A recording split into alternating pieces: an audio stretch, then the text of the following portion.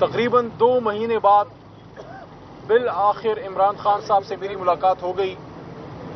مجھے نہیں علم کہ جب سب لوگوں کی ملاقاتیں ہو رہی تھیں، اجازت تھی، تو بحیثیت ایک کارکن کے، ایک سیاسی کارکن کے، ایک وکیل کے، جب اسلام آباد ہائی کورٹ کے چیف جسٹس جناب عامر فاروق صاحب کا آرڈر بھی تھا، تو مجھے اجازت نہیں ملتی تھی. آج موقع مل گیا. باقی وکلاء بھی موجود تھے.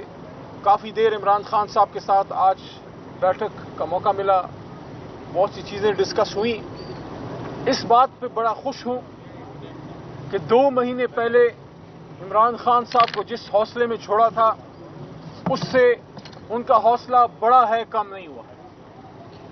ہاں، انہوں نے خود یہ بات کی کہ تقریباً 5 دن ان کے سیل کی بجلی بند تھی، اور انہوں نے کہا کہ کوئی 12-14 گھنٹے 10 گھنٹے سے زیادہ جو وہ اندھیرے میں رہنا پڑتا تھا. سن کے بڑا دکھ ہوا کہ عمران خان صاحب صرف ایک سابق وزیر اعظم یا چیئرمین تحریک انصاف ہی نہیں، اس ملک کے قومی ہیرو بھی ہیں. کیا زندہ قومیں اپنے ہیروز کے ساتھ یہ کرتی ہیں؟ کیا سابق وزیر اعظم اس سلوک کا وہ متحمل تھا، یا عمران خان صاحب کے ساتھ یہ جو کیا گیا کیا یہ جائز تھا؟ اور آپ کو اس سے کیا ملا؟ کیا عوام سے ان کی محبت کم ہو گئی؟ کیا عوام سے ان کا رابطہ ٹوٹ گیا؟ راستہ ان کا دلوں کے ساتھ جو ان کا واسطہ ہے وہ ٹوٹ گیا؟ کیا عمران خان صاحب کا حوصلہ ٹوٹا یا عوام کا حوصلہ ٹوٹا؟ وہ تو بڑا. کیا آپ اس کو نہیں سمجھتے کہ جو 2 سال سے تحریک انصاف اور عمران خان صاحب کے ساتھ ہو رہا ہے، جو قوم کے لیڈر کو، امت کے ایک بڑے لیڈر کو اڈیالہ جیل کی اس کال کوٹری میں ڈالا ہے، اس سے قوم میں نفرت اور غصہ پیدا ہو رہا ہے؟ میں نے کبھی ضیاء صاحب کے زمانے میں، ہم اسٹوڈنٹ تھے، کم عمر تھے، لیکن یاداشت ہے، یا مشرف صاحب کا جب ایمرجنسی آئی، ہم نے کبھی قوم اور اداروں کے بیچ میں اتنا فاصلہ نہیں دیکھا جو ابھی ہے، جو نہیں ہونا چاہیے. کیونکہ ہمارے لیڈر، قوم کے لیڈر عمران خان صاحب نے ہمیشہ یہ بات کی ہے کہ ملک بھی میرا ہے، فوج بھی میری ہے، ادارے بھی میرے ہیں. تو پھر یہ کیوں ہوا؟ قوم کو اپنے سے دور کیوں کر رہے ہو؟ ایسا مت کرو. عمران خان صاحب کو باہر آنا چاہیے. عمران خان صاحب کا ایک سٹیٹمنٹ ہوگا اور پھر پوری قوم اور ادارے اور سب لوگ آپس میں دوبارہ باہمی شیر و شکر ہوں گے. لیکن یہ کام اس 25 کروڑ میں ایک آدمی کر سکتا ہے، اور اس کا نام عمران خان ہے. یہ جو ہمارے ساتھ کیا گیا اور جو ہو رہا ہے، جو 26ویں آئینی ترمیم جس طریقے سے پاس کی گئی، وہ فسطائیت آج بھی جاری ہے. کل رات جس طرح ہمارے بہت ہی محترم ایم این اے جناب خواجہ شیراز صاحب کو اٹھایا گیا، غائب کیا گیا، یہ کیا ہے؟ سعد اللہ بلوچ صاحب کو پریشرائز کرنے کے لیے ان کے گھر کی خواتین کو اٹھایا گیا تھا. کل ان کے گھر پہ حملہ ہوا ہے، اور اس کی ویڈیو بھی آئی ہے جو ہماری جماعت نے شیئر کی ہے کہ ان کے گھر کو، ان کی گاڑی کو، چیزوں کو توڑا گیا ہے. یہ کیا میسج ہے؟ یہ مسلم لیگ نون پنجاب میں حکومت ہے. آپ کیسے کہہ سکتے ہیں کہ ہم نہیں کر رہے؟ کون کر رہا ہے؟ حکومت آپ کی ہے، وزیر اعلیٰ صاحبہ خود بیٹھی ہیں، آپ خاتون ہیں. آپ کی حکومت کے نیچے خواتین کے ساتھ جو کیا جا رہا ہے، آپ کیسے ہی کہہ سکتے ہیں کہ کوئی اور کر رہا ہے، ہم لوگ نہیں کر رہے؟ اگر آپ لوگ کر رہے ہیں تو قابل شرم ہے. لیکن اگر آپ لوگ خدا نخواستہ اتنے بیکار ہو گئے کہ آپ نہیں کر رہے، کوئی اور کر رہے، تو پھر کرسی چھوڑ دیں.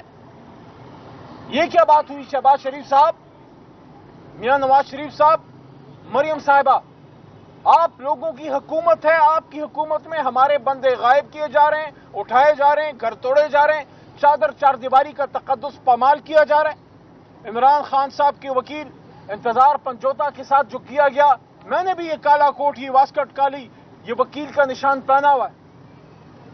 آپ مجھے بتائیں، باقی باتیں چھوڑیں.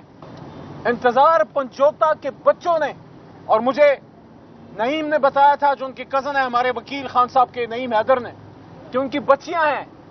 ان بچیوں نے جب اپنے باپ انتظار پنجوتا کو اس حالت میں دیکھا ہوگا، آپ مجھے بتائیں کیا وہ آپ سے پھر محبت کریں گے؟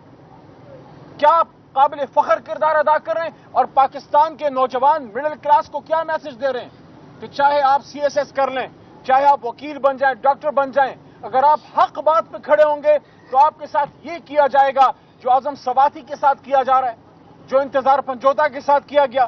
قوم کا بیٹا بہادر، جس طرح شریار خان آفریدی نے سڈیالہ جیل میں مصیبتیں جھیلیں، ایک اور بیٹا قوم کا مراد سعید جو کب سے اپنی جان بچانے کے لیے روپوش ہے، اس دھرتی کا ایک اور بہادر بیٹا بلوچستان کا سپوت قاسم خان سوری جو فخر ہے بلوچستان کا نہیں پورے پاکستان کا، اس کو ملک چھوڑنا پڑا۔ یہ کیوں کیا جا رہا ہے؟ آج پاکستان سے آج عمران خان نے خود مجھے یہ کہا کہ نوجوان ملک سے جا رہے ہیں، برین ڈرین ہو رہا ہے، لوگوں کو امید نظر نہیں آ رہی اس حکومت میں اور اس پورے نظام میں۔ لیکن انہوں نے ایک بڑی زبردست بات کی جو میں آپ سے کہنا چاہتا ہوں۔ خان صاحب نے کہا دیکھو، جب آپ حق راستے پہ چلتے ہیں، جب آپ حق کے راستے پہ ہوتے ہیں تو مشکلات تو آتی ہیں، تو مشکلات کے لیے ہم سب حاضر ہیں، لیکن ہر چیز کی ایک حد ہوتی ہے۔ ٹرمپ کے الیکشن کے حوالے سے بڑی باتیں ہو رہی ہیں، خان صاحب سے اندر پوچھا بھی گیا، خان صاحب نے صرف اتنا کہا کہ ہمیں یہ امید ہے کہ کم از کم اب جو بھی حکومت آئے گی وہ نیوٹرل رہے گی، کسی کی سائڈ نہیں لے گی۔ تو میں یہ کہتا ہوں کہ امید، علی محمد یہ کہتا ہے کہ امید ہمیں کسی دنیا کی طاقت یا شخص سے نہیں ہے، امید ہمیں اپنے رب سے ہے، لیکن یہ امید ضرور ہے کہ یہ ایڈمنسٹریشن جو چینج ہوئی ہے، پچھلی ایڈمنسٹریشن جو بائیڈن صاحب کی تھی اس کے نیچے رژیم چینج ہوا تھا، ہمیں امید ہے کہ اس نئی ایڈمنسٹریشن کو اپنی غلطی کا احساس ہوگا کہ ایک نیوکلیر اسلامک اسٹیٹ جس میں 25 کروڑ کی عوام ہے، اس کے محبوب لیڈر کو کسی غیر آئینی غلط طریقے سے رژیم چینج کرنا، یہ کسی بھی طرح سے نہ ان کے مفاد میں ہے، نہ باہمی تعلقات کے لیے بہتر ہے، بلکہ ہونا تو یہ چاہیے کہ پاکستان اس علاقے نہیں پورے دنیا میں ایک اہم ترین اسلامی ملک ہے، اس کو اس کی ڈیو عزت ملنی چاہیے، اور اس عزت کا تقاضا یہ ہے کہ یہ قوم جس لیڈر کو اپنا لیڈر مانے، اس لیڈر کو لیڈر کا رول دیا جائے، اس لیڈر کو اس قوم کو لیڈ کرنے دیا جائے۔ اس کا انجام یہ نہیں ہونا چاہیے کہ کسی کو روڈ پہ مار دو، کسی کو شہید کر دو، اور جو کسی بھی طریقے سے نہ مانے اس کو 460 دنوں سے جیل میں ڈال دو۔ تو یہ جس طریقے سے آئینی ترامیم کی گئی بالکل غلط تھا۔ اور اب آخری بات، یہ جو ابھی پرسوں کچھ قانون پاس کیے گئے ہیں جس میں آرمی ایکٹ بھی ہے اور جس میں سپریم کورٹ کے حوالے سے ججوں کی تعداد کا اضافہ بھی ہے، دیکھیں شخصیات آتی جاتی رہتی ہیں، آج عاصم منیر صاحب ہیں، کل کوئی اور ہوگا، ان سے پہلے کوئی اور تھا، عہدہ رہتا ہے، ادارہ رہتا ہے۔ ہماری کنسرن یہ ہے کہ آپ نے جو بھی قانون پاس کرنا تھا آپ نے اپوزیشن سے انگیج کیوں نہیں کیا؟ حکومت نے اپوزیشن سے رابطہ کیوں نہیں کیا؟ آپ نے اس پہ ڈیبیٹ کیوں نہیں کی؟ کیا یہ ہمارا ملک نہیں ہے؟ کیا یہ ہمارا ادارہ نہیں ہے؟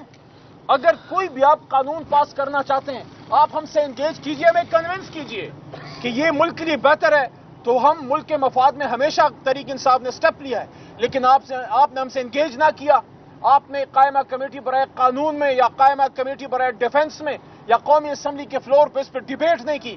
یہ اس کو پہلے قومی اسمبلی کو ڈیبیٹنگ کلب کہتے تھے، میں نے اس دن اس کا نام بدل دیا کہ ڈیبیٹنگ کلب کی جگہ اب اس کو پوسٹ آفس کہو، کیونکہ اب تو تقریر بھی نہیں ہوتی، اب تو لکھا لکھایا آتا ہے اس پہ ٹھپا مار دیتے ہیں۔ بلکہ میں کہتا ہوں خرچہ بچاؤ، خرچہ بچاؤ، سارے پارلیمنٹیرینز کی جگہ ایک پوسٹ آفس کا کلرک بٹھا دو تاکہ جو چیز آئے ٹھپا لگا کے آگے فارورڈ کر دے۔ اور اگر یہ پارلیمان ہے تو یہاں ڈیبیٹ ہونی چاہیے۔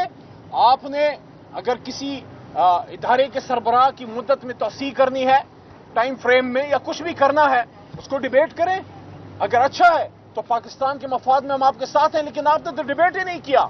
ماضی میں ایکسٹینشنز بھی ملی ہیں لیکن اصولی طور پہ تحریک انصاف ایکسٹینشنز کے حق میں نہیں ہے۔ ہم سمجھتے ہیں کہ ادارہ مضبوط ہونا چاہیے، اور جب آپ ایک طویل مدت تک آپ ایکسٹینشن دیتے رہتے ہیں تو اس سے ادارہ جو ہے اس کی اسٹرینتھ میں کمی آتی ہے۔ ہم اپنی ادارے کی مضبوطی چاہتے ہیں، ہم شخصیات کے خلاف نہیں ہیں، نہ کسی کے حق میں نہ خلاف۔